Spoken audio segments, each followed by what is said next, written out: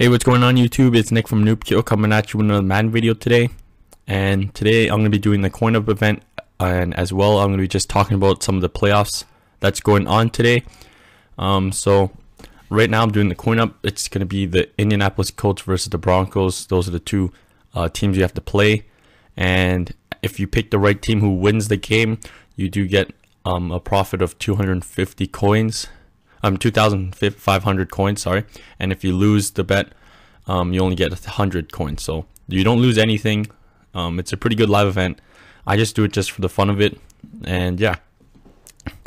So let's talk about the playoffs. Yesterday we had two really good games. The first one we had a nail biter. And right now, I'm sorry that the camera kept moving in and out. I was trying to switch it to my cornerback, the one on the left, but it wouldn't let me. So there's a lot of camera angles moving on right now. I'm really sorry for that. Like right here, I kept trying to get to my cornerback here. I did, but then it switched back to Connor Barwin. So I was like, oh man. So sorry for the in and out if it gives you kind of like motion sickness. But really, I'm trying to show you guys a play that I just found out really worked really well. So I'm gonna try it again, and I do believe I got him here. So I did switch. Yep, now I'm on my cornerback on the left. You want to be the cornerback on the left for this play. So here I'm on Maxwell there, and this play doesn't really matter. This is not the play I'm going to show you. The one I want to show you is you want to do man coverage, and then you want to find gaps fired, and you want to be in the cornerback on the left, like I am right here.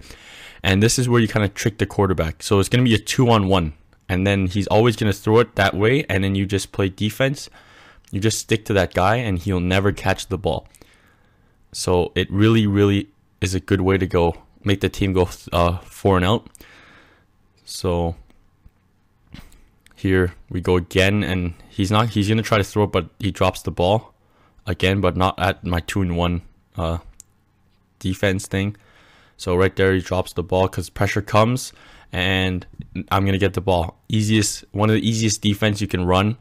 I haven't tried out domination, so I don't know how it works, but I've done it on seasons, all the live events, and it's been working out great.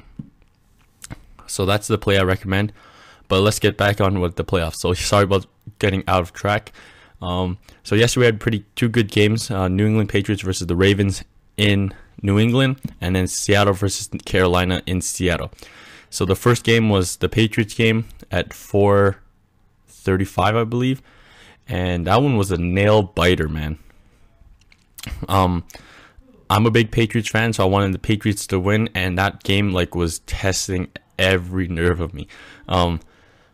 So the Patriots, we kicked to them, and right off the bat, Baltimore scored 7-0. Then we went on the field and we didn't do jack with it, and then Baltimore got the ball again, and they scored another touchdown. So we were down 14-0, and then the Patriots came back and rallied up something, and they got 2 touchdowns, so it was 14-14, and I'll talk about more of that after, but we did eventually win the game by 4, so that was a nail-biter.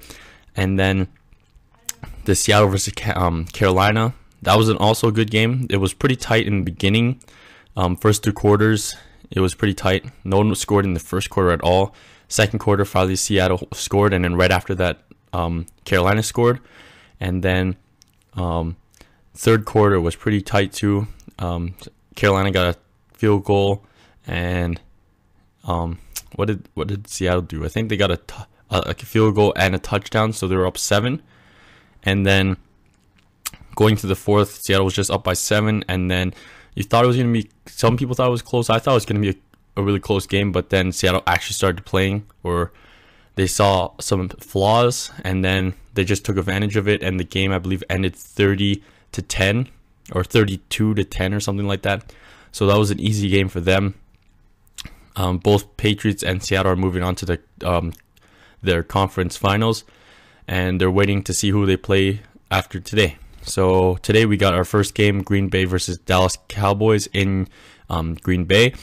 And this game already started, but I haven't watched it at all. I'm sorry, because I'm posting this a little later. But I'm not going to see what's going to go on and then tell you. So I really hope that Dallas Cowboys win, but I don't think it's going to happen because Green Bay is so tough to beat at home, and it's freezing. So I think Green Bay is going to win that one. But I really want Cowboys to win. And then our next game starts at 4:40, I believe. And that's the Indianapolis Colts versus the Denver Broncos. Sorry about that. I'm yawning. In Denver. So this game, it's going to be tight. Both teams they looked really terrible at the end of the season. We saw Indianapolis play last week against a beaten up Bengals team, and they played pretty well against them. But we haven't seen Denver play yet. In the ending, both teams were doing terrible. But I think Indianapolis is going to take this game. That's just me. But yeah, I think Green Bay is making it, and Indianapolis Colts are going to play. So Indianapolis is going to play Patriots at home, and Green Bay is going to play Seattle in Seattle. So let's talk about that Patriot game again, because I'm a Patriots fan, so I kind of want to gloat about it. Sorry for all you Ravens fans out there. But yeah, so back to what I was saying, we tied it 14-14. It was second quarter, about a minute or something so left, and the Patriots had the ball. We could have took a lead by just going into field goal range or getting another touchdown.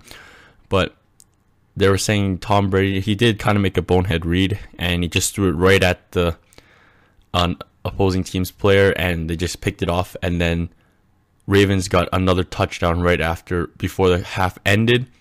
So it was 21-14 going into the half, Ravens leading. And then since we kicked to them in the beginning, we got the ball coming out of half, but then we didn't do anything with it. So we gave it back to the Ravens, and they scored once again. So we were down 14 points again. So we were down 14 points twice.